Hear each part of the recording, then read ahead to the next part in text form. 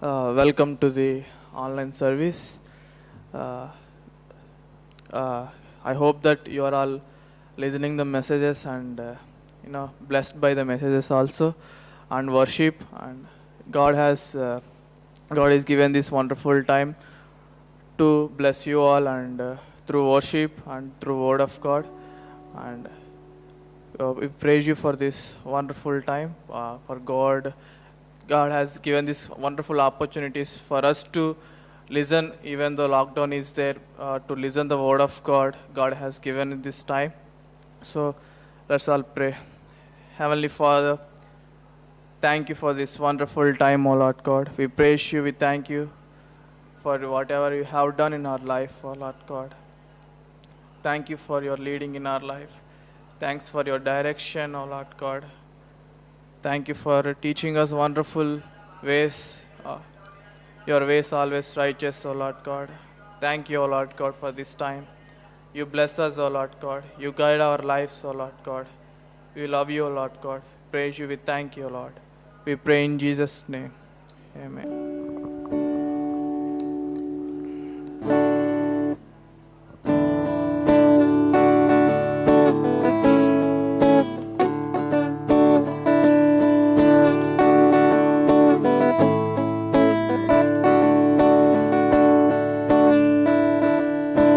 जय जय नाम यीशु नाम गाऊं मैं सुबह शाम जय जय नाम यीशु नाम गाऊं मैं सुबह शाम जय जय नाम यीशु नाम गाऊं मैं सुबह शाम जय जय नाम यीशु नाम गाऊं मैं सुबह शाम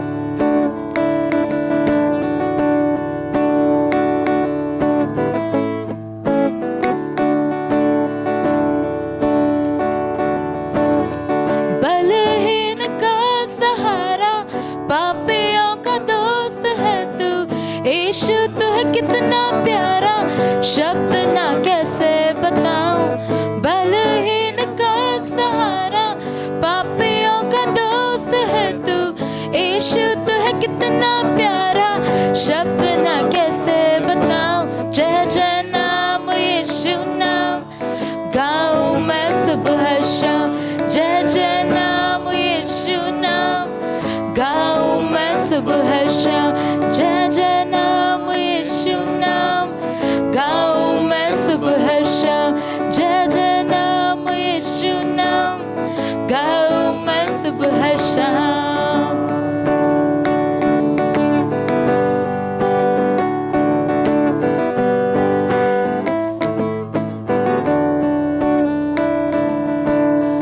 तुझ में बना रहूं तो अमृत फैलाऊं मैं गाऊं तेरी जय सदा तो तुझ सा बन जाऊं मैं तुझ में बना रहूं तो अमृत फैलाऊं मैं गाऊं तेरी जय सदा तो तुझ सा बन जाऊं मैं जय जय नाम यीशु नाम गाऊं मैं सुबह शाम जय जय नाम यीशु नाम गाऊं मैं सुबह शाम जय जय नाम यीशु नाम गाऊं मैं सुबह शाम जय जय नाम यीशु नाम गाऊं मैं सुबह शाम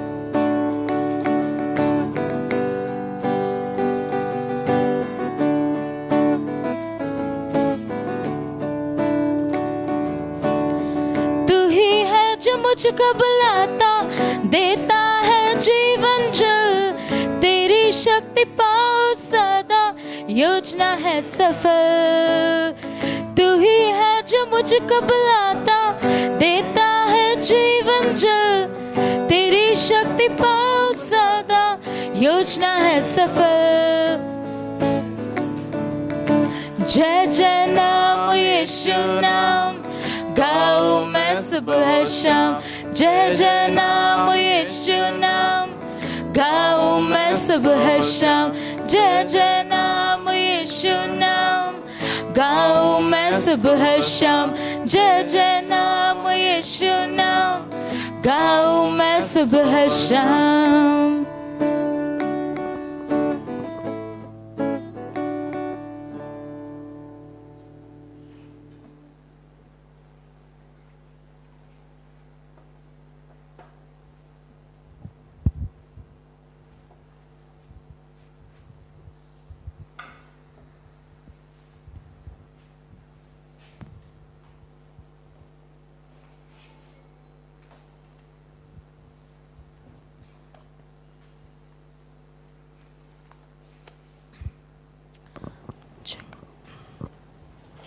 ప్రభునామంలో అందరికీ వందనాలండి.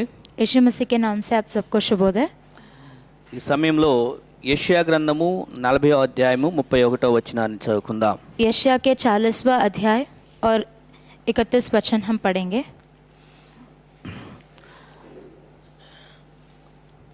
యెషయా 40:31 నేను చదువుతున్నాను. यशायाह का 40वां अध्याय और 31 वचन। యెహోవా కొరకు ఎదురు చూచువారు నూతన బలము పొందుదురు, వారు పక్షిరాజుల వలె రెక్కలు చాపి పైకి ఎగురుదురు, అలయక పరుగెత్తుదురు, సొమ్మసిల్లక నడిచిపోవుదురు. ఇక్కడ ఈ యొక్క వాక్యము మనకి చాలా బాగా అందరికీ సుపరిచయమైనటువంటి వాక్యము, తెలిసిన వాక్యము. और हम सब इस वचन को अच्छी तरह से जानते हैं। ఈ యొక్క వాక్యాన్ని అనేక సార్లు మనం విని ఉన్నాము. हमने इस वचन को बहुत बार सुना है। అయినప్పటికీ కూడా దేవుని యొక్క వాక్యం ఎన్నిసార్లు విన్నా కూడా మనకి దేవుని యొక్క మాటలనే మనతో మాట్లాడతాయి. हम चाहे उन वचनों को कितने बार पढ़ ले, लेकिन परमेश्वर का वचन हमेशा हमें नए सोच देता है। ఇక్కడ మనం చూసినట్లయితే యెహోవా కొరకు ఎదురు చూచువారు అనే మాట రాసింది. और यहाँ पे लिखा है कि यहोवा की जो बाट जोते हैं या उनके लिए इंतजार करते हैं। మనుషులమైన మనము ఏదో ఒక దాని కొరకు ప్రతిరోజు ప్రతి విషయంలో ఎదురు చూసే వారంగా ఉంటాం. और हम मानव होने के नाते, मनुष्य होने के नाते हर बार हर पल किसी न किसी चीज़ का इंतजार करते रहते हैं। ఇప్పుడు ప్రస్తుతం ఉన్నామంటే ఇప్పుడు లాక్డౌన్లో ఉన్నాం, ఇది ఎప్పుడు ఓపెన్ అయిద్దా అని మనం ఎదురు చూస్తూ ఉంటున్నాం. और प्रस्तुत समय में हम ये देखते हैं कि ये लॉकडाउन जो है वो कब वो खुल जाएगा। సో మనిషి జీవితం అనేటువంటిది ఎదురు చూపులతో కూడినటువంటిది. और एक मनुष्य का जीवन हमेशा किसी ना किसी चीज के या व्यक्ति के इंतजार में वो गुजरता है। బైబిల్ కూడా మనకి ఎదురు చూపుని గురించి మాట్లాడుతున్నది, ఎదురు చూడాలని. और ये बाइबल भी हमें सिखाता है कि हमें भी किसी चीज का इंतजार करना है। ఇక్కడ యెహోవా కొరకు ఎదురు చూచువారు అని రాస్తుంది. और यहाँ पे लिखा है कि यहोवा के लिए जो इंतजार करते हैं। ఎవరు ఎందుకు ఎదురు చూడాలి? और वो कौन है और किसके लिए हमें इंतजार करना चाहिए? ఎవరంటే మొదటిగా వారు దేవుని యొక్క లేకపోతే ప్రభు యొక్క గొప్పతనాన్ని అర్థం చేసుకున్న వారైతే వాళ్ళు ఎదురు చూస్తారు. और जो भी जिसने भी परमेश्वर की महानता को समझा है, उनके सामर्थ को समझा है, केवल वही इंसान उनके लिए इंतजार कर पाते हैं। దేవుడు సర్వజ్ఞాని, और परमेश्वर सारे ज्ञान का रखते हैं సమస్తమును ఆయన ఆధీనంలో ఉన్నాయి. और सब कुछ उनके हाथों में है। మనిషి జీవితానికి ఆయనే మూలము. और हम देखते हैं मनुष्य का शुरुआत, जीवन का शुरुआत भी उन्हीं से हुआ है। దేవుడు తన ప్రేమతో ప్రణాళికతో మనిషిని సృష్టించుకున్నాడు. परमेश्वर ने एक योजना से मनुष्य को बनाया है। సో సర్వోన్నతుడైన దేవుడు మనిషిని ఏ మాత్రం కూడా నిర్లక్ష్యం చేయడు. और सबसे ऊंचा जो परमेश्वर है वो कभी भी हमारे प्रति बिना कोई देखभाल के स्वभाव के नहीं रहेंगे। మనిషి పట్ల ఎప్పుడు కూడా దేవుడు తన దయను చూపిస్తూ ఉండాలని చూపిస్తున్నాడు. वो हमेशा अपने करुणा को, अपनी दया को दिखाते देते हैं लोगों के प्रति। సో ఇలాగా దేవుని ద్వారానే మనిషి జీవితం ఉనికి అనేది కలిగి ఉన్నాడు. और परमेश्वर के ही वजह से मनुष्य जो है उसके जीवन का प्रारंभ हुआ है, वही एक मनुष्य के जीवन का सूत्र है। మరి ఇలాంటి సర్వోన్నతుడైన దేవుని కొరకు మనిషి ఎదురు చూచేవాడుగా ఉన్నాడా? और प्रश्न ये उठता है, ऐसे एक ऊंचे परमेश्वर के लिए क्या मनुष्य उस स्थान में है कि वो परमेश्वर के लिए इंतजार कर सकता మనం है? చెప్పుకున్న మనిషి తన జీవితంలో చాలా వాటి కొరకు ఎదురు చూస్తుంటాడని. और हमने ये भी कहा है कि बहुत सारे चीजों के लिए एक मनुष्य अपने जीवन में इंतजार करता है। ఉన్నత చదువుల కొరకు, ఉద్యోగం కొరకు, వివాహం కొరకు ఎదురు చూస్తుంటాడు. ऊंचे पढ़ाई के लिए या किसी नौकरी के लिए या शादी के लिए। ప్రస్తుతం అయితే ఇప్పుడు లాక్డౌన్ ఓపెన్ చేయాలని, హోదా కొరకు లేకపోతే దేని కొరకు ఎదురు చూస్తూ ఉంటాడు. और प्रस्तुत समय में ये लॉकडाउन कब खत्म होके सब कुछ कब शुरू होगा ये इंतजार करते లేకపోతే हैं। ఇంకెవరినైనా ప్రాముఖ్యమైన వ్యక్తుల్ని కలవాలి అంటే ఆ వ్యక్తిని కలవటం కోసం మనిషి ఎదురు చూస్తూ ఉంటాడు. या किसी प्रमुखों को अगर उसे मिलना है तो उस व्यक्ति को मिलने का उन्हें अवसर कब मिलेगा इसके लिए वो इंतजार करते हैं। మరి వీటన్నిటి కొరకు మనిషి ఎదురు చూస్తున్నాడు కానీ దేవుని కొరకు ఎదురు చూసే వారంగా ఉన్నామా? तो इन सारे चीजों के लिए मनुष्य तो इंतजार कर रहा है, लेकिन क्या परमेश्वर के लिए वो इंतजार करता है? బహుశా కొంతమంది ఎదురు చూస్తూ ఉంటారేమో దేవుని కొరకు. और शायद बहुत कम लोग होते हैं जो परमेश्वर के लिए इंतजार करते हैं। ఎదురు చూసే వారిలో కూడా చాలా మంది స్వార్థపు ఆశీర్వాదాల కొరకే ఎదురు చూసేవారుగా ఉంటారు. और जो लोग परमेश्वर के लिए इंतजार करते हैं उनमें ऐसे जन भी होते हैं जो अपने स्वार्थ के लिए या आशीष पाने के लिए इंतजार करते हैं। స్వార్థం అనగా ఇక్కడ లేకపోతే మానవపరమైన లేకపోతే ఇహలోకపు జీవితపు యొక్క సుఖాల కొరకు దేవుని నుండి మేలు పొందుకోవాలని వాటి కొరకు ఎదురు చూస్తుంటారు. यहाँ पे स्वार्थ का ये मतलब है मनुष्य अपने सुख को पाने के लिए या परमेश्वर से कोई लाभ कोई आशीष पाने के लिए वो इंतजार करता है। కానీ కేవలం ఎవరైతే ఆత్మీయమైన మనుషులో అలాంటి వారు మాత్రమే దేవునికి సంబంధించిన విషయాల గురించి ఎదురు చూస్తూ ఉంటారు. लेकिन जो आत्मिक जन है वो ही केवल परमेश्वर से संबंधित चीजों के लिए इंतजार करते हैं। ఎందుకంటే దేవునికి సంబంధించిన విషయాల కొరకు ఎదురు చూస్తాం, అది దేవుని సంతోషపరిచేదిగా ఉంటుంది కాబట్టి. क्योंकि जब हम परमेश्वर से जुड़े हुए चीजों के बारे में या उसके लिए इंतजार करते हैं वो परमेश्वर को भी खुश करता है। కానీ నిలువెచ్చనిగా అంటే అటు ఏడిగా ఇటు చల్లగా ఉండేటువంటి ఉండకుండా ఉండే క్రైస్తవులు అంటే మాత్రం అలాంటి వారు వాళ్ళు ఏదో అవసరాల కొరకే దేవుని కొరకు ఎదురు చూసేవారుగా ఉంటారు. लेकिन जब हम गुनगुने पानी के जैसे रहते हैं मतलब ना ही हम ज्यादा परमेश्वर के लिए है और ना ही पूरी तरीके से हम ठंडे पड़ चुके हैं, वो लोग अपने स्वार्थ के लिए परमेश्वर का इंतजार करते हैं। బైబిల్లో మనకి చాలా రకాలైన ఉదాహరణలు ఉన్నాయి. और पवित्र शास्त्र में हम देखते हैं ऐसे बहुत सारे उदाहरण हैं। ఉదాహరణకి ఇశ్రాయేలు ప్రజలు కూడా దేవుని కొరకు ఎదురు చూస్తూ ఉన్నారు. इजराइल के जो प्रजा थी वो भी परमेश्वर के लिए इंतजार कर रहे थे। అయితే ఏ విషయంలో అంటే సంఖ్యాకాండం 11వ అధ్యాయంలో వారు నాన్ వెజ్ కొరకు అంటే మాంసాహారం కొరకు దేవుని కొరకు ఎదురు చూస్తున్నారు. और गिनती के 11 अध्याय में हम देखते हैं वहाँ पे परमेश्वर के लिए कुछ मांस पाने उनसे कुछ मांस पाने के लिए खाने की चीजों को पाने के लिए वो इंतजार कर रहे దేవుడు हैं। వారికి ఇస్తున్న దాంతో తృప్తి చెందకుండా మేము అక్కడ ఉన్నప్పుడు బాగా నాన్ వెజ్ తినేవాళ్ళం అది తినేవాళ్ళు ఇది ఇప్పుడు మాకు ఏమీ లేదని మాంసం కొరకు దేవుని దగ్గర ఎదురు చూశారు. वो परमेश्वर के प्रति कुड़कुड़ा रहे थे, मतलब जो भी परमेश्वर उन्हें दे रहे थे वो उसमें संतुष्ट नहीं थे, लेकिन वो कह रहे थे कि मिस्र देश में हमें बहुत अच्छे चीजें मिलते थे और वो उसी चीज के लिए इंतजार कर रहे हैं। దేవుని దగ్గర మనం అడగకూడదని కాదు, కానీ నేను దేవుని సంతోషపరిచేటట్లు అడుగుతున్నాను, నా సంతోషం కొరకు నేను అడుగుతున్నాను అనేది మనం ఇక్కడ పరీక్షించుకోవాలి. परमेश्वर से चीजों को मांगना गलत बात नहीं है, लेकिन हम क्या किस लिए मांग रहे हैं? वो परमेश्वर को खुश करने के लिए या अपने आप को खुश करने के लिए? దేవుడు మనల్ని ఈ భూమి మీద తన రాయబారులుగా ఉంచుకున్నాడు. और परमेश्वर ने हमें इस पृथ्वी पर इसीलिए रखा है ताकि हम उनको दर्शा सके। సో మన జీవితం ఆయన గణపరిచేదిగా ఉండాలి. इसीलिए हमारा जीवन ऐसा होना चाहिए जो उनका आदर करता है। కానీ మనిషి దేవుని సంతోషపరచడం అనే విషయాన్ని ప్రక్కన పెట్టి తన స్వార్థపు సంతోషాల కొరకు దేవుని వాడుకునేటట్లుగా తయారయ్యాడు. लेकिन मनुष्य इस स्थिति में है कि वो परमेश्वर को आदर करने की बात को बाजू में रख के वो लोग अपने स्वार्थ के लिए परमेश्वर का इस्तेमाल कर रहे సో ఈ हैं। రోజు మనం ఎలా ఉన్నాం? तो आज ये प्रश्न है कि हम किस स्थिति में हैं? దేవుని కొరకు ఎదురు చూస్తున్నామా? क्या हम परमेश्वर के लिए राह देख रहे हैं, इंतजार कर रहे हैं? దేవుని కొరకు ఎదురు చూస్తున్నామంటే ఎలా జీవిస్తాము? और अगर हम सही में परमेश्वर के लिए इंतजार कर रहे हैं तो किस तरह के जीवन हमें बिताना चाहिए या बिताते हैं? యెహోవా కొరకు ఎదురు చూసేవారు అంటే ఆయన ఏమి ఆజ్ఞాపిస్తాడో అది వినాలి అని ఎదురు చూస్తారు. और जो लोग परमेश्वर के राह देखते हैं या इंतजार करते हैं, जो भी परमेश्वर बोलते हैं उसके लिए वो राह देखते हैं उसको करने के लिए। యెహోవా కొరకు ఎదురు చూసేవారు అంటే ఆయన ఏమి చేయమంటే అది చేయటానికి సిద్ధ మనసు కలిగి ఉంటారు. और इसका ये भी मतलब है कि जो भी परमेश्वर तुम्हें आज्ञा देता है करने के लिए तुम तैयार हो उन चीजों को करने के लिए। ఆయన వెళ్ళమన్న చోటికి వెళ్తారు, నిలవమన్న చోట నిలుస్తారు. और जहाँ पे वो जाने के लिए तुम्हें बोलते हैं तुम जाओगे, जहाँ पे खड़े होने के लिए बोलते हैं तुम खड़े रहोगे, చేయమన్నది చేస్తాడు. जो भी करने के लिए बोलते हैं तुम करोगे। కొన్నిసార్లు ఆయన చెప్పినది చేయటానికి ఆయన దగ్గర వేచి ఉన్నప్పుడు అది చాలా కష్టంగా ఉండొచ్చు, మనకు అది సుఖంగా ఉండకపోవచ్చు. और थोड़े समय में जब हम परमेश्वर के लिए इंतजार करते हैं और जो चीज़ें वो हमसे करने के लिए बोलते हैं हमारे लिए वो कठिन होगा। కానీ ఆయన కొరకు ఎదురు చూసేవారు వారి స్వంతాన్ని గురించి ఆలోచన చేయరు.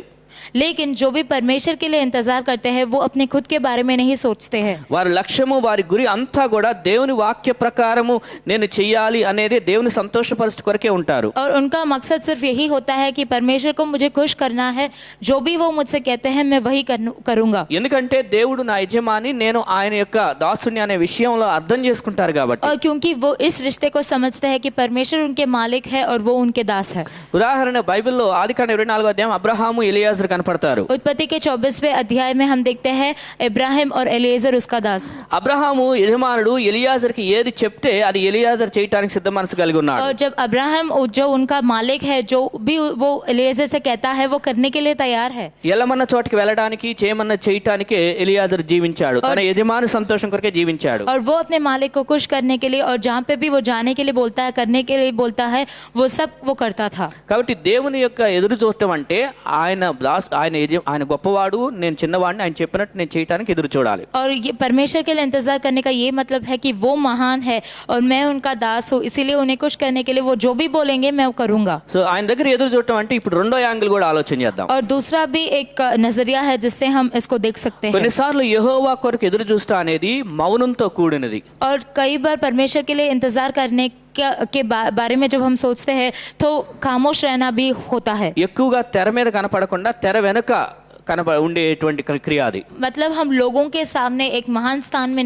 नहीं दिखाई पड़ेंगे, लेकिन पीछे होकर हम कार्य करते हैं। అలాంటప్పుడు నీకు ఎక్కువ ప్రాధాన్యత ఇచ్చిన సందర్భాలు ఉన్నట్లుగా కనపడవు. इसका ये मतलब है तुम्हें बहुत कीमती या बहुत अवसर नहीं मिलेगा शायद। నిన్ను ఎవరు పట్టించుకోకుండా నిన్ను ప్రక్కన పెట్టేశారు అనుకున్నట్లుగా ఉంటుంది పరిస్థితి. और परिस्थिति ऐसे भी हो सकता है कि जैसे कोई भी तुम्हारी परवाह नहीं करता है, उन्होंने तुम्हें छोड़ दिया है। కానీ ఏమి దిగులు పడకు, అది నీకు ఒక లాక్డౌన్ సమయం లాగా ఊహించుకో, ఆలోచన చేయి. लेकिन हमें उसमें निराश नहीं होना है।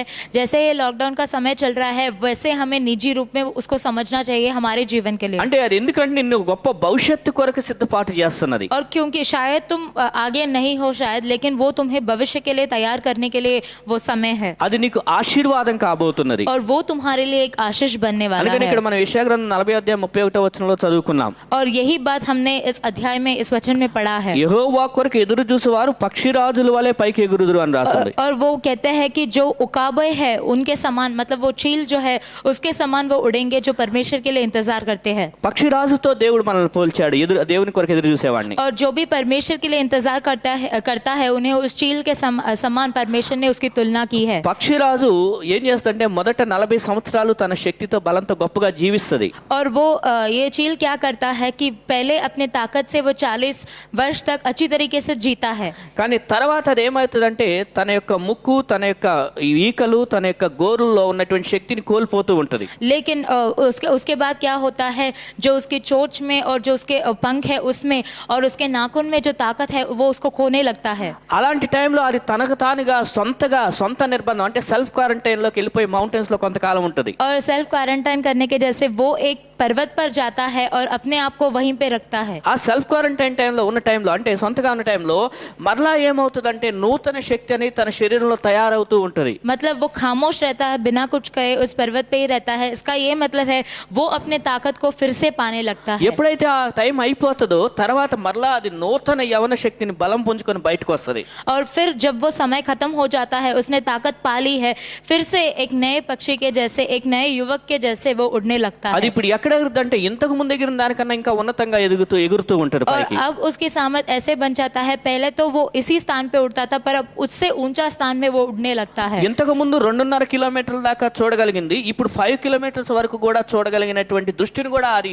ఆ శక్తితో పొందుకుంటది. और शायद पहले वो थोड़े ही डिस्टेंस, थोड़े ही समय तक या थोड़े ही वक्त तक वो देख सकता है, पर अभी वो दूर तक भी देख पा रहा है। ఇంకోటి ఏంటంటే పక్షిరాజు ఒక్కటే పక్షుల్లో ఎదురు గాలులను తుఫాన్లను తట్టుకొని అది ఇష్టపడి ఎదురుగా వెళ్ళేటువంటి పక్షిగా ఉంటుంది. మిగిలిన పక్షులన్నీ దాక్కుంటూ ఉంటాయి. और हम देखते हैं सारे पक्षियों में ये जो चील है वही एक पक्षी है जो आगे शायद हवा भी आ रहा हो या कुछ भी आ रहा हो, लेकिन उसको चीरते हुए वो आगे बढ़ता సో है। ఇదంతా మనకి ఏం తెలియజేస్తుందంటే యెహోవా కొరకు ఎదురు చూసి వారి జీవితాన్ని కూడా దేవుడు ఆ విధంగా మారుస్తాడని చెప్పాడు. तो ये सब कुछ हमें क्या सिखाता है कि जो परमेश्वर के लिए इंतजार करता है वो भी इसी समान वो बदल जाएगा। ఎందుకంటే పరిశుద్ధాత్మ అభిషేకం శక్తినిస్తాడు దేవుడు గొప్పగా వాడుకుంటాడు. పౌలు పేతురుని గొప్పగా వాడుకున్నట్లు. और क्योंकि पवित्र आत्मा हमें ताकत देता है और परमेश्वर हमारा इस्तेमाल करेगा, जैसे प्रेरित पौल और पतरस को भी उन्होंने इस्तेमाल किया है। కాబట్టి ఈ లాక్డౌన్ అనే దానిలో నువ్వు నిరాశపడద్దు, కానీ దేవుడు నూతనమైన ఆశీర్వాదాల కొరకు నిన్ను సిద్ధపరుస్తున్నాడని నువ్వు దేవుని కొరకు ఎదురు చూడు. इसीलिए इस लॉकडाउन के विषय में हमें निराश नहीं होना चाहिए, लेकिन हमें इसको दृष्टि में रखना है कि आगे आने वाले चीजों के लिए परमेश्वर तुम्हें तैयार कर रहे हैं ताकि तुम एक आशीष बन सको, తద్వారా దేవుడు నీ ద్వారా గొప్ప కార్యాలు జరిగించుకుంటాడు. ताकि तुम्हारे द्वारा परमेश्वर उनके लिए एक महान कार्य कर पाए। దేవుడు అటువంటి కృప మనకు దయచేయను గాక. और इस तरह की अनुग्रह अनुग्रह को परमेश्वर हम सबको दे। Thank you. धन्यवाद।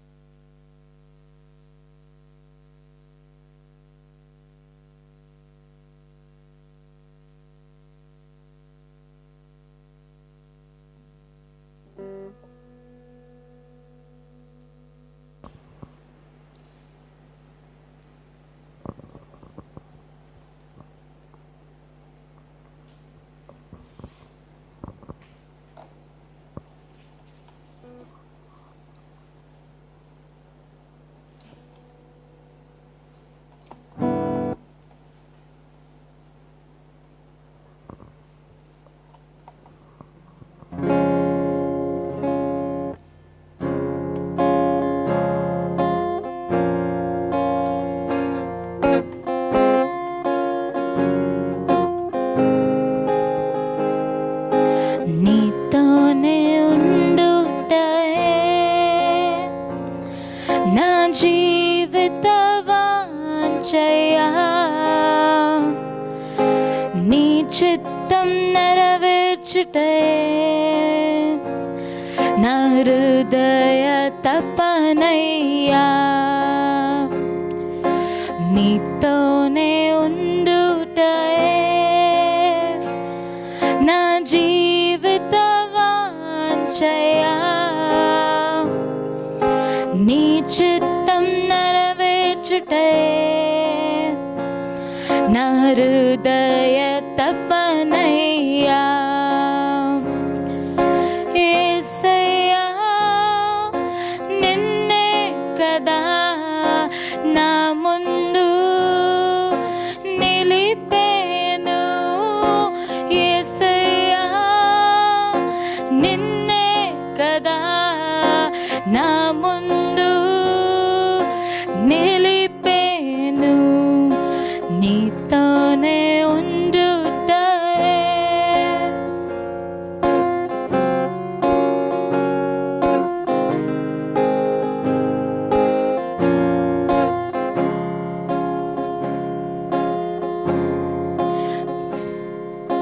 కరుణయు కృపయు నిరంతరం శాంతి అన్నయు చేయువాడా,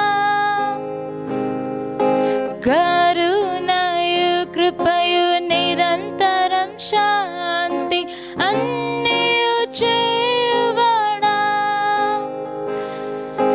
నా జీవితం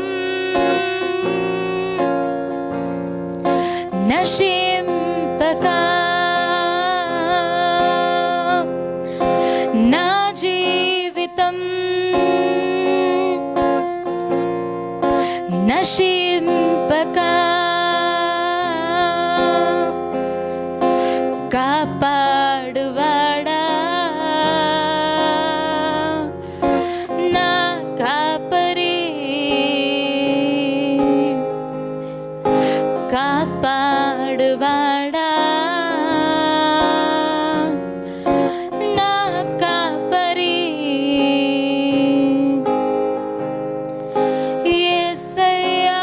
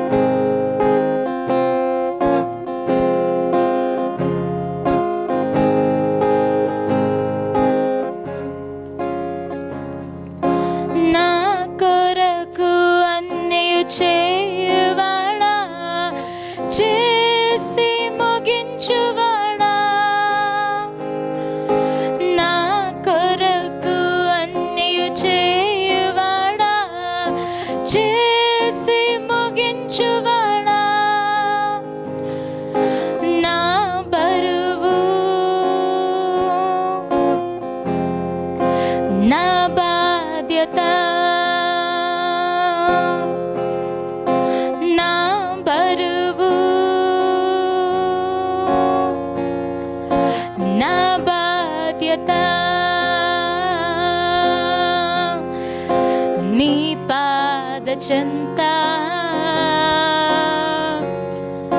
నుంచి తిని నీ పాద చెంత నుంచి తిని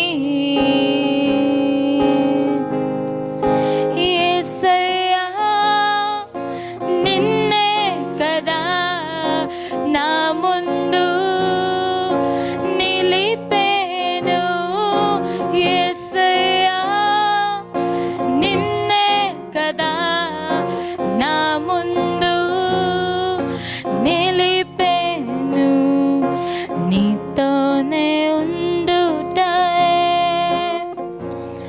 నా జీవిత వాంఛయా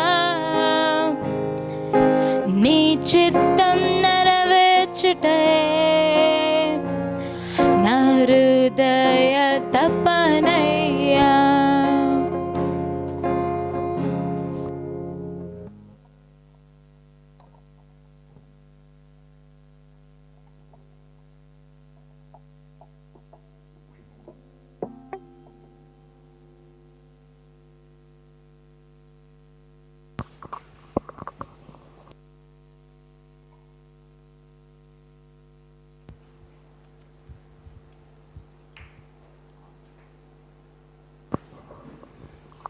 Okay, let us turn our faith book to Romans chapter 5.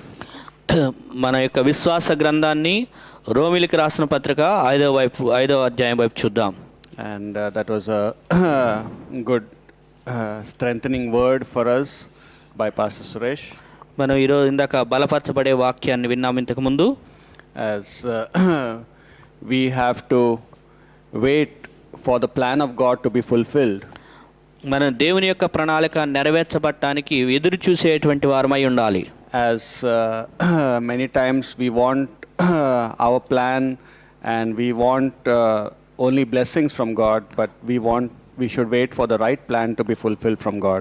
అనేక సార్లు మనం ఏదో కేవలం ఆశీర్వాదాల కొరకే ఎదురు చూసే వారంగా ఉంటాం, కానీ దేవుని యొక్క ప్రణాళిక నెరవేర్చబడటానికి సరైన ప్రణాళిక కొరకు ఎదురు చూసే వారంగా ఉండాలి.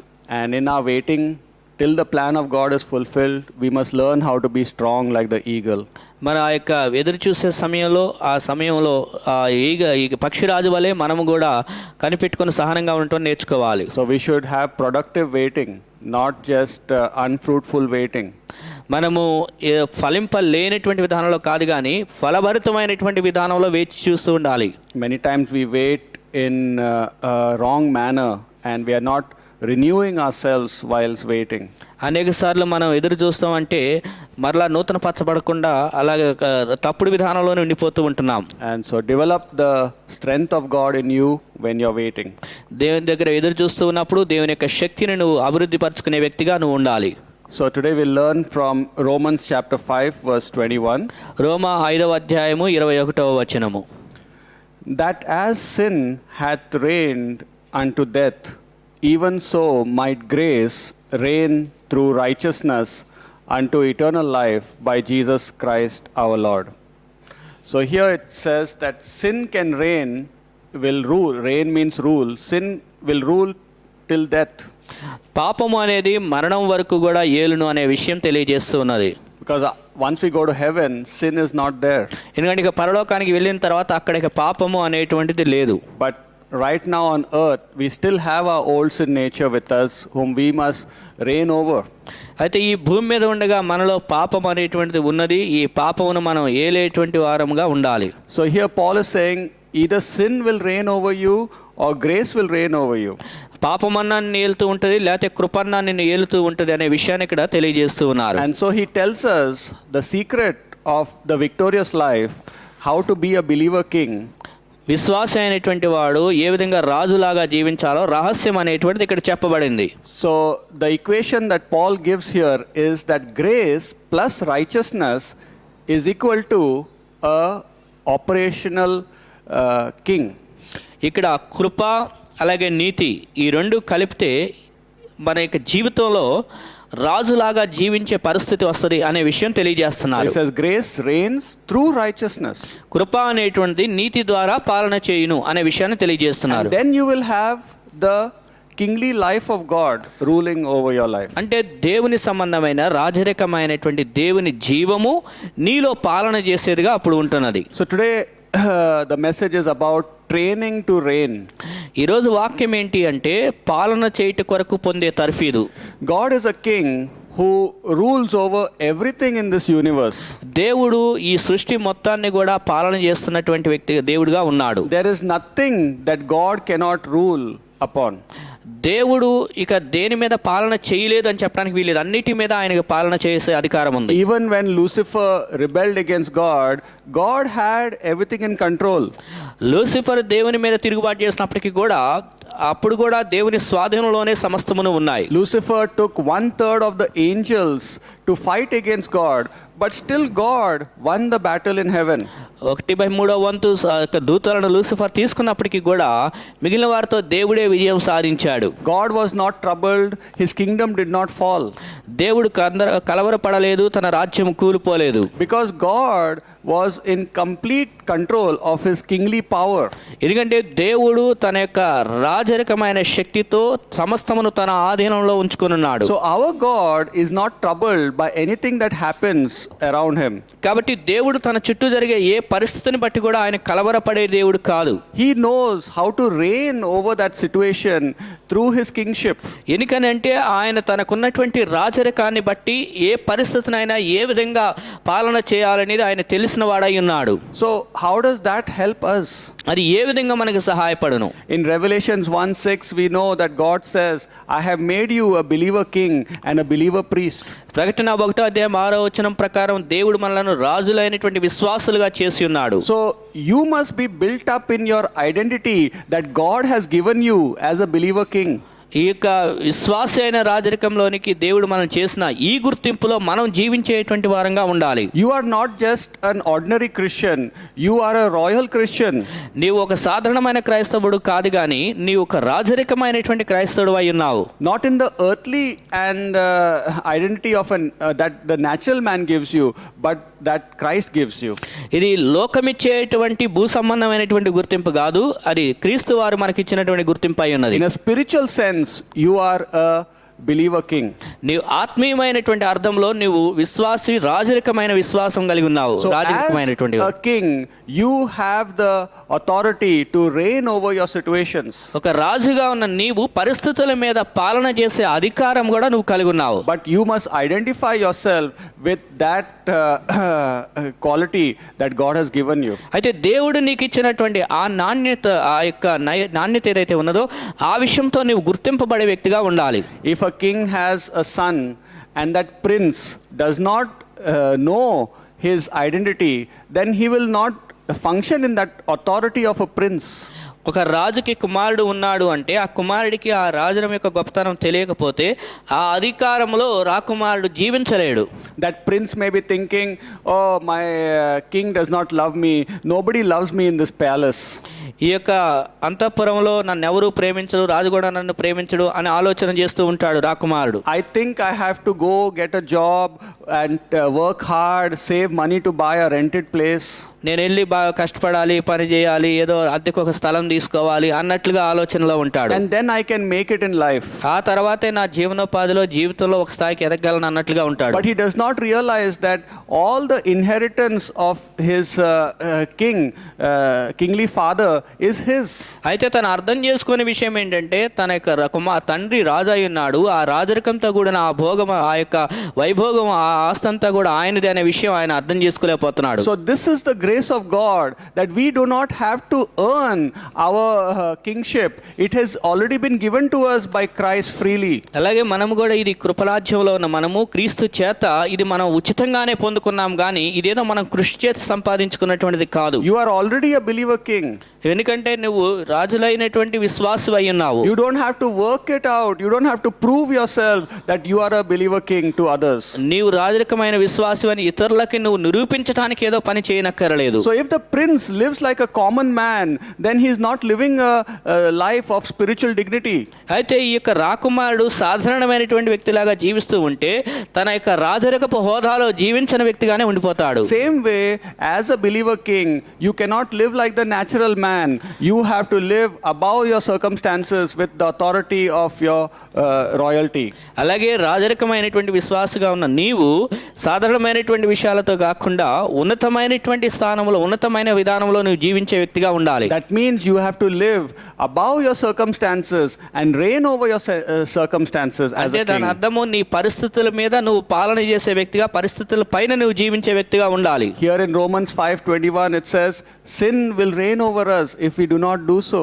మనం ఆ విధంగా చేయకపోతే పాపము మన మీద పాలన చేయను ఏలును అనే విషయం ఇక్కడ రోమా 5:21లో రాశారు. And we all know what happens when we make sin as the authority in our life. పాపమును మన జీవితంలో అధికారిగా కలిగి ఉంటే ఏం జరిగిద్దో మనందరికీ కూడా తెలుసు. Suppose the prince says, nobody is helping me, let me go to the bar and let me drink and drown my sorrows. ఉదాహరణకి ఒక రాజకుమారుడు ఉండి నాకు ఎవరు సహాయం చేసేవాళ్ళు లేరు, నేను బారుకి వెళ్తాను, అక్కడ తాగుతాను, నా బాధలన్నీ మర్చిపోతాను అని ప్రయత్నం చేశాడు Does అనుకోండి. he act like a prince when he has all the provisions of his father in the palace? ఆ యొక్క అంతఃపురంలో రాజుకు కలిగిన తన తండ్రికి కలిగిన సమస్తం అతను కలిగి ఉన్నప్పుడు వెళ్ళి ఈ విధంగా ప్రవర్తిస్తే ఇప్పుడు అతను రాకుమారులాగా ప్రవర్తిస్తున్నాడని చెప్పగలమా? But he is stooping down to a lower standard which is below his dignity. ఎందుకంటే అతడు ఏం చేస్తున్నాడంటే తన యొక్క స్థాయి దిగజారిపోయిన స్థితిలో వెళ్ళి ప్రవర్తించే వ్యక్తిగా ఉన్నాడు. So when we sin and listen to the counsel of our old man, we are going below our spiritual dignity. అలాగే మనము కూడా మన పాప పురుషుడి యొక్క సలహాలు విని పాపము చేస్తే మన యొక్క స్థాయిని దిగజార్చుకున్నటువంటి వారంగా మనం There ప్రవర్తించిన వారంగా is ఉంటాం. no problem in your life that you cannot reign over that problem. ఏ పరిస్థితి మీద కూడా నేను పాలన చేయలేను అనటానికి ఎక్కడా కూడా అవకాశం లేదు నీ Don't జీవితంలో. say that my life is finished, I don't have a future. నా జీవితం అయిపోయింది, ఇక నాకు భవిష్యత్తు లేదు అనే మాటలు నువ్వు చెప్పొద్దు. My future is dark, I cannot see things clearly. నా యొక్క భవిష్యత్తు అంధకారంగా ఉన్నది, నేను ఏమి చూడలేకపోతున్నాను స్పష్టంగా అనొద్దు. Go to your heavenly king and ask him to give you the guidance. ఆ యొక్క పరలోకపు రాజు దగ్గరికి నువ్వు వెళ్ళి అడిగితే ఆ యొక్క మార్గదర్శకమైన విషయాలను ఆయన నీకు తెలియజేస్తాడు. And he will help you to reign in your situations. నీ పరిస్థితుల మీద నువ్వు పాలన చేసేటట్టుగా ఆయన నీకు సహాయం చేస్తాడు. God wants you to have the royal kingly life in your spiritual walk with him. నీవు దేవునితో కలిసి ఆత్మీయ నడకలో నీవు రాజరికంతో కూడినటువంటి నడక నడవాలి అని దేవుడు కోరుకుంటున్నాడు. But you must train your spirit to go to God and reign.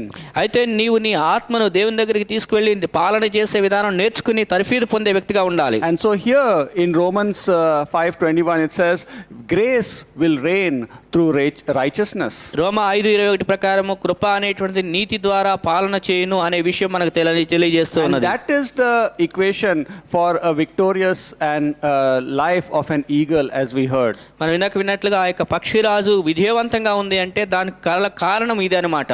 And so how does this work?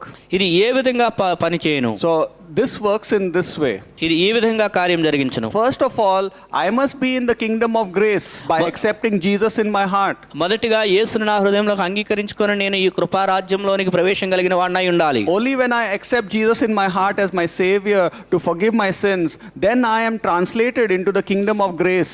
ఎప్పుడైతే నేను యేసును నా హృదయంలోకి అంగీకరిస్తానో అప్పుడు మాత్రమే ఈ కృపా రాజ్యంలోనికి నేను ప్రవేశం అందులోనికి వచ్చిన వాడినై ఉంటాను. Now because you are in the kingdom of grace, God will give you grace for for different circumstances. ఈ కృపా రాజ్యంలో ఉన్న నీకు ఇప్పుడు వివిధ పరిస్థితుల్లో కృప వెంబడి కృపని దేవుడు నీకు అనుగ్రహిస్తూ ఉంటాడు. And God will teach you how to live righteously. ఏ విధంగా నీతిగా నువ్వు జీవించాలో దేవుడు నీకు నేర్పిస్తూ ఉంటాడు. So when you have a problem, we have to believe that our God will come to us and teach us how to solve that problem. That is grace. మనకి సమస్య ఉంది అంటే మన దేవుడు మన దగ్గరికి వస్తాడు, మనకు సహాయం చేస్తాడు అనేది మనం నమ్మేవారమై ఉండాలి. అది కృప అయి ఉన్నది. So the prince does not go to the king comes to the prince. That is grace. రాకుమారుడు రాజు దగ్గరికి వెళ్ళటం కాకుండా రాజే రాకుమారుడు దగ్గరికి రావటం అనేది అది కృప అయి ఉంటుంది. Adam did not go to God. God came to Adam. That is grace. ఆదాము దేవుని దగ్గరికి వెళ్ళలేదు కానీ దేవుడే ఆదాము దగ్గరికి వచ్చాడు, అది కృప అయి ఉన్నది. In the world you have some problems, you have to go to some superior person to solve that problem. నీ లోకంలో నీకు ఏదైనా శ్రమ ఉంది అంటే ఆ ఇబ్బందిని తీర్చుకోవడం కోసం ఒక పెద్ద వ్యక్తి దగ్గరికి వెళ్తే సమస్య పరిష్కారం చేసుకోవాలి. Here our superior father, he came to us through Jesus Christ, and through the Holy Spirit he will come to you. అయితే మన పరలోకపు తండ్రి ఆయన ఉన్నతమైన వాడు, ఆయన కృప ద్వారా, ఆయన పరిశుద్ధాత్మ ద్వారా, యేసు ద్వారా మన దగ్గరికి వచ్చి మనకి సహాయం చేయడానికి ఆయన మనకు అందుబాటులో And ఉన్నాడు. what will he do? ఆయన ఏం చేస్తాడు? He will come in love to you and teach you the truth, how to solve that situation.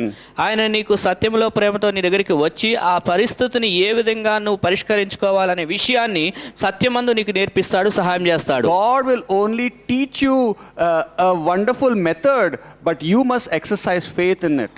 దేవుడు నీకు అద్భుతమైన విధానాన్ని నేర్పిస్తాడు, అయితే అందులో విశ్వాసం అనే దాన్ని నువ్వు సాధన చేసి నువ్వు పరిష్కరించుకోవాలి. And so when you apply that truth, it is called righteousness.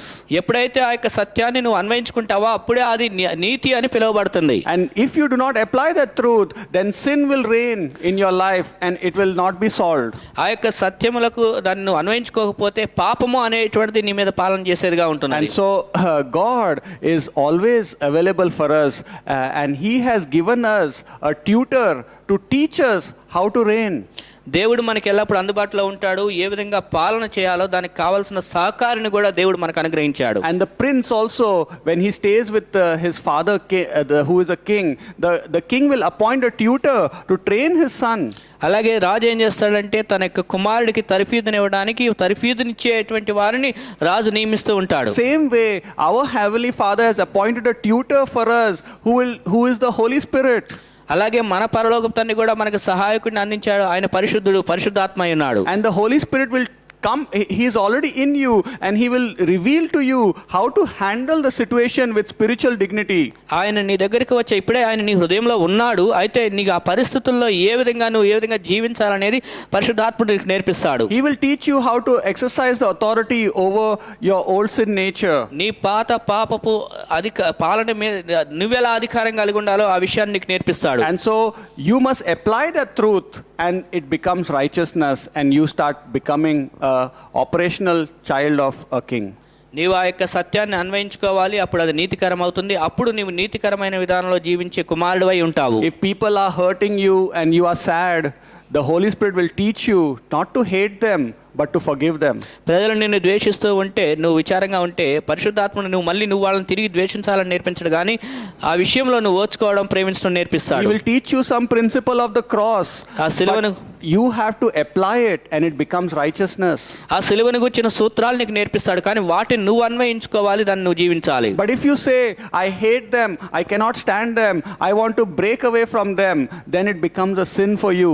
లేదు నేను వాళ్ళని ద్వేషిస్తున్నాను, వాళ్ళ పక్కన నేను నిలబడలేను, వాళ్ళని నేను సహించలేను అని అంటే అది నీకు పాపమై ఉంటుంది. When you lose a job, the Holy Spirit will teach you how to pray to God to provide a job for you. ఒకవేళ నీకు ఉద్యోగం పోయినా మరలా నీకు ఏ ఉద్యోగం ఎలా రావాలో దానికి సంబంధించిన ప్రార్థన ఎలా చేయాలో పరిశుద్ధాత్ముడు నీకు సహాయం చేసి నేర్పిస్తాడు. The Holy Spirit will teach you why certain problems come in your life. ఎందుకు నీ జీవితంలో కొన్ని సమస్యలు వస్తున్నాయో పరిశుద్ధాత్ముడు నీకు బయలుపరిచి నేర్పిస్తాడు, He will చూపిస్తాడు. teach you the right method of obedience to please God so that the provisions will come in your life. ఆ యొక్క సరైనటువంటి విధానాన్ని నేర్పించి అది ఏ విధంగా దేవుని సంతోషపరచాలని నేర్పిస్తాడు పరిశుద్ధాత్ముడు. తద్వారా నువ్వు సరైనటువంటి వాటిని He పొందుకోగలుగుతావు. will teach you how to correct your hardness of your tongue. నీ యొక్క నాలుక యొక్క కఠినతరమైన విధానాన్ని కూడా ఎలా సరి చేసుకోవాలో ఆయన నీకు నేర్పిస్తాడు. He will teach you how to talk gently, how to talk wisely. నువ్వు ఏ విధంగా మృదువుగా మాట్లాడాలో, ఏ విధంగా జ్ఞానంగా మాట్లాడాలో కూడా దేవుడు నీకు నేర్పిస్తాడు. He will teach you how to be happy by doing good and by giving good gifts for the needy. అవసరాల్లో ఉన్న వారికి మంచి బహుమానాలు ఇచ్చే విధానాన్ని కూడా దేవుడికి నేర్పించే ఏ విధంగా సంతోషించాలని నేర్పిస్తాడు. You see, grace and truth go together. కృపా సత్యము రెండు కూడా కలిసి ప్రయాణం So when grace is always with you, grace means that God is coming to you with a solution.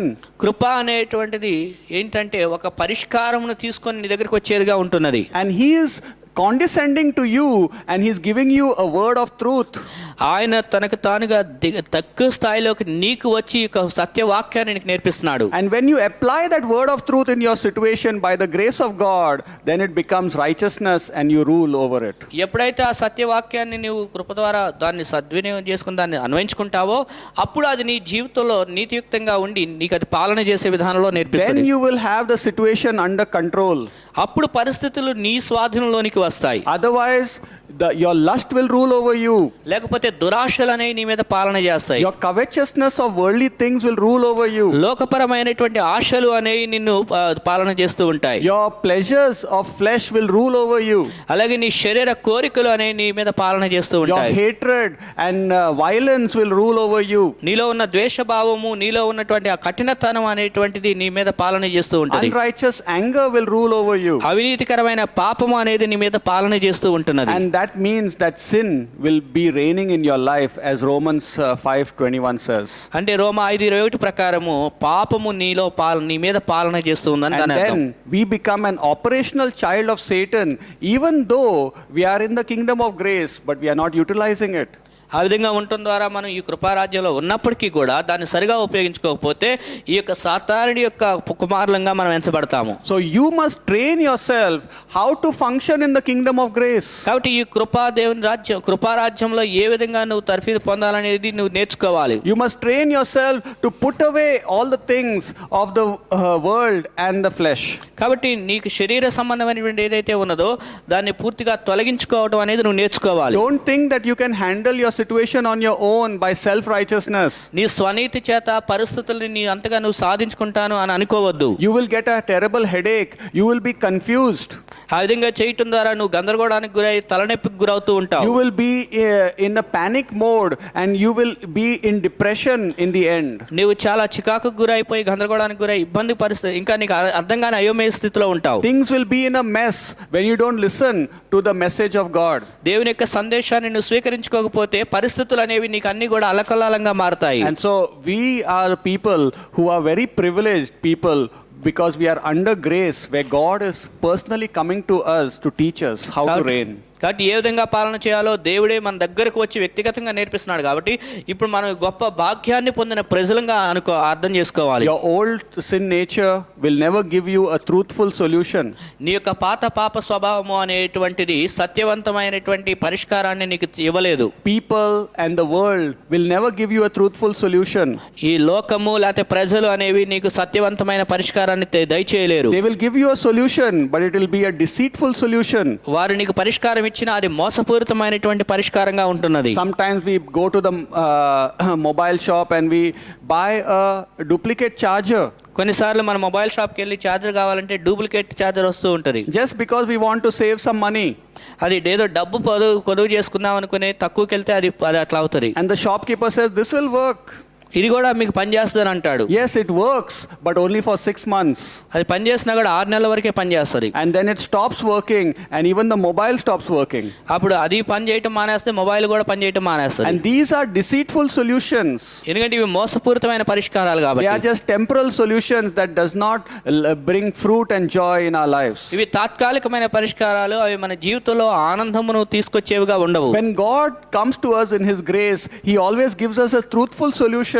ఎప్పుడైతే దేవుడు తన కృపను మన దగ్గర తీసుకొస్తాడో అప్పుడు మనకి సత్యవంతమైన పరిష్కారాన్ని దేవుడు మనకిస్తాడు. It means that it is a solution that will work for your benefit and for your joy and glory. ఇది ఏంటి అంటే నీ యొక్క లాభం కొరకు నీ ఆనందం కొరకు ఇది మహిమార్థమై వచ్చే ఆశీర్వాదాలుగా పరిష్కారంగా ఉంటుంది. And so you must live in the righteousness of that truth that God has shown you. కాబట్టి దేవుడు నీకు చూపించినటువంటి ఆ నీతికరమైనటువంటి ఆ యొక్క కృపలో నువ్వు జీవించే వ్యక్తివై ఉండాలి. What it means to reign through righteousness? నీతి ద్వారా పాలన చేయటం అంటే ఏంటి? That means that I will do exactly as God wants me to do in that situation. అంటే ఆ పరిస్థితుల్లో నన్ను దేవుడు ఎలా చేయమన్నాడో అదే విధానంలో చేయిస్తానికి నేను సిద్ధపడి ఉంటాను. I will train myself, I will discipline myself to do what is right, that in the eyes of God. God. దేవుని దృష్టిలో ఏది సరైనదో అది చేయటానికి నేను క్రమశిక్షణ కలిగి దాన్ని ఆ విధంగా చేస్తాను. And when you do such a thing, then you will function as a real believer king. ఎప్పుడైతే నువ్వు ఆ విధంగా చేస్తావో అప్పుడు నువ్వు నిజమైనటువంటి రాజరికంతో కూడిన విశ్వాసగా నువ్వు జీవించగలుగుతావు. And then you will be able to rule over your weakness, over your sins, over your distress and all kinds of negative situations. తద్వారా నీ పాపం మీద, నీ బలహీనతల మీద, నీ నిరాశల మీద, నీ యొక్క వ్యతిరేకమైన ప్రతి పరిస్థితి మీద కూడా నువ్వు పాలన చేసే వ్యక్తిగా నువ్వు ఉండగలవు. And so let us know the secret of how to function as a believer king. కాబట్టి ఒక రాజరికమైన విశ్వాసగా ఏ విధంగా జీవించాలో రహస్యాన్ని ఎరిగిన వ్యక్తులుగా There మనం will be ఉండాలి. problems in your marriage. You have to reign in that marriage situation. నీ వివాహ జీవితంలో సమస్యలు ఉంటాయి, అయితే ఆ సమస్యల విషయంలో కూడా నువ్వు ఏ విధంగా పాలన చేయాలో అది నువ్వు నేర్చుకొని There ఉండాలి. will be problems in your company, in your finances, in your health. నీ యొక్క కంపెనీలో, నీ యొక్క ఆర్థిక పరిస్థితిలో, నీ ఆరోగ్య విషయాల్లో సమస్యలు అనేవి ఉంటాయి. Children will have problems with their parents. పిల్లలు తల్లిదండ్రుల విషయంలో సమస్యలు కలిగి ఉంటారు. With their siblings they'll have problems. అన్నదమ్ముల మధ్య, అక్కచెల్లెల మధ్య సమస్యలు ఉంటాయి. You'll have problems in the church, in the dorm. You need to know how to reign over those problems. ఈ సంఘంలో, డామ్లో అన్ని చోట్ల కూడా సమస్యలు ఉంటాయి. వాటిని ఏ విధంగా అధిగమించి పాలన చేయాలో నేర్చుకోవాలి. As Paul is warning us, if you do not reign as a believer king, then there will be some kind of spiritual death. ఎప్పుడైతే మనం ఈ విధంగా విశ్వాసులు రాజరికంగా పాలన చేయమో అప్పుడు కొన్ని రకాలైనటువంటి ఆత్మీయ మరణాలు కూడా ఉంటాయని పౌలు గారు తెలియజేశాడు. Because we are allowing the counsel of our old sin nature to reign over something. ఎందుకనంటే మన పాపపు స్వభావాన్ని మనము పాలన చేయడానికి అనుమతిస్తూ ఉన్నాం So కాబట్టి. Paul is saying everyone who is a believer is reigning through two options. కాబట్టి విశ్వాస అయిన వాడు ప్రతి ఒక్కళ్ళు కూడా రెండు రకాలుగా పాలన చేస్తూ ఉంటారు అని Either చెప్పారు. they are reigning through sin over who is the authority over them, or they are reigning through grace and truth. అయితే పాపము ద్వారా అయినా అయి ఉండాలి, లేకపోతే ఈ యొక్క సత్యకృప ద్వారా అయినటువంటి విధానం అయినా అయి ఉండాలి. And let us follow the grace and truth method so that we can be victorious and we can be over our circumstances. కాబట్టి మనం ఈ కృపా సత్యం అనే పాలన పద్ధతిలో ఉన్నాం. తద్వారా మనం సమస్త విషయాల మీద విజయం పొందినటువంటి, అధిగమించినటువంటి వారంగా ఉంటాం. Amen. Amen. Thank you. Thank you.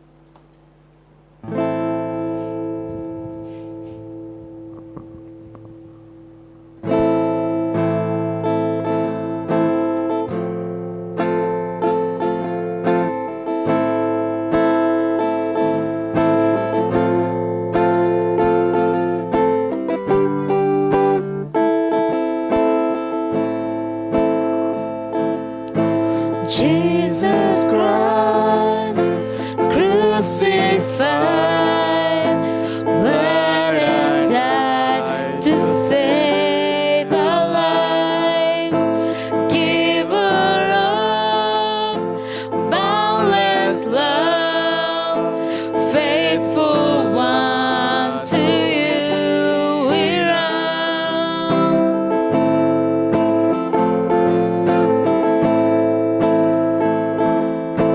Jesus Christ crucified, bled and died to save our lives, giver of boundless love, faithful one, to you we run. Every knee will bow, every tongue will shout, Jesus is the Lord, Jesus is the Lord. Every eye will see the coming of the King. Jesus is the Lord. Jesus is the Lord.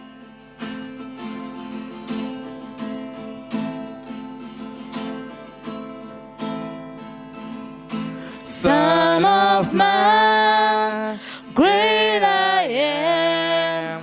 Healing power is in your hand. Risen One, it is done. Sin and death are overcome. Every knee will bow, every tongue will shout, Jesus is the Lord. Jesus is the Lord. Every eye will see the coming of the King. Jesus is the Lord. Jesus is the Lord. Every knee will bow, every tongue will shout, Jesus is the Lord. Jesus is the Lord. Every eye will see the coming of the King. Jesus is the Lord. Jesus is the Lord.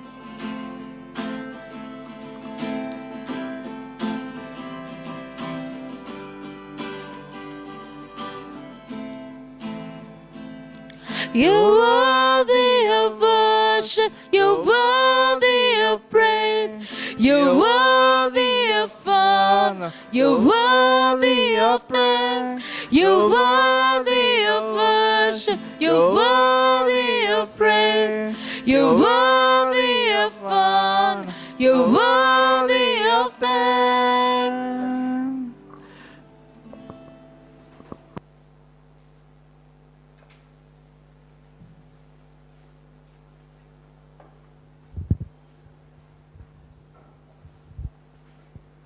Okay, so let us remember that God has designed a plan for us. దేవుడు మన కొరకు ఒక రూపము అంటే ఒక ప్రణాళిక కలిగి ఉన్నాడు అని రూపించాడు అనే విషయాన్ని మర్చిపోవద్దు, జ్ఞాపకం And చేసుకుందాం. we have to wait for that plan to be fulfilled. ఆ యొక్క ప్రణాళిక నెరవేర్చబడటానికి మనం ఎదురు చూసే వారంగా ఉండాలి. Don't get frustrated, but continue trusting in the Lord and have productive time in waiting.